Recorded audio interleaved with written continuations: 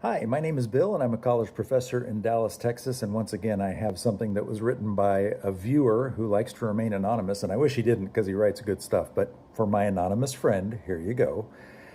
He's talking about the disinformation dumps from our president, who, make no mistake, he's the bumbling fool that's running cover for the Heritage Foundation while they go about their mission of destroying the federal government and everything that it has to do with, every way that it functions and every benefit that it provides. That's the goal. Meanwhile, they put Trump out front on a microphone every 5 minutes, or he's on Twitter or something, just spewing all kinds of crazy stuff. He's talking about invading Greenland and Canada's going to be the 51st state. None of that stuff's real. But it gets the media talking about that instead of looking at what the Heritage Foundation is doing with Project 2025. So here are some ways that we can combat that, as written by a great viewer of mine. Every day we find ourselves bombarded with another disinformation dump from Donald Trump. Each one is more a symptom than a statement. Each one is a raging spew of hatred toward anyone who says or does anything to diminish him in the eyes of the world. His only answer is to attack, attack, attack with lies. We've seen this repeatedly. What can we do? Well, there are 5 steps I think we can take that would take to turn his disinformation dumps into his engines of self-destruction.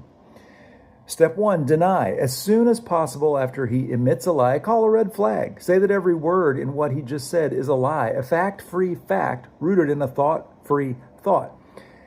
Look him up. Know your facts. Don't just assume he's lying. Every once in a while, he accidentally doesn't. Look up your facts, do your research, and then call attention to it on your social media, in your friends group, however you like to communicate with people. Step 2, dissect. One by one, pick apart what he said, fact-free fact by fact-free fact. For example, one time he claims that foreign countries and businesses, instead of American consumers and businesses, will pay tariffs. Remind the audience that tariffs are added to the prices consumers and businesses pay, not foreign countries. Say it over and over. Look at Target. We're seeing employees posting pictures that they're going through and replacing price tags with exponentially higher prices to reflect the tariffs. Donald Trump said American citizens would not pay the price for his tariffs. That was a lie. It's demonstrable. Number 3, debunk. Point out as often as possible that no credible source agrees with him. His sources are going to be Fox News and something from the Heritage Foundation and some other think tank. Even his corporate media now are becoming sources because they just repeat what he says or whatever White House Barbie says in her daily shit fest.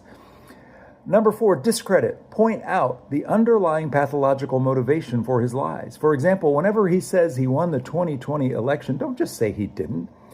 Say he wants everyone to believe this because of his pathological belief that he's entitled to win regardless of whether or not he actually won. If you ever followed him as a reality TV host, every year that show didn't win the Grammy, it was fixed, it was rigged, they were out to get him. All these things are familiar now to us Americans who've gone through this. The stolen election, Right. Step 5, distribute. Broadcast the lie and everything proving that it is a lie as far and wide as possible. Maybe you have a TikTok channel. Maybe you do videos on YouTube. Maybe you have a blog. Whatever your method is for distributing information, give people the facts because the news is not doing it. Even MSNBC is not doing it very well. Very seldom do you see a follow-up question, and maybe you're watching or listening to Tara Palmieri's Red Letter. She asks great follow-up questions like, this is what journalism used to be. I spent years as a journalist. Some NBA player or coach would say something, and if it wasn't true, I'd ask a follow-up question for clarification. Works great. You're a journalist. That's your job. Hold them to it. Let's all get together, do this together, do what we can. If we all do what we can, it'll amount to something significant. Thanks for watching.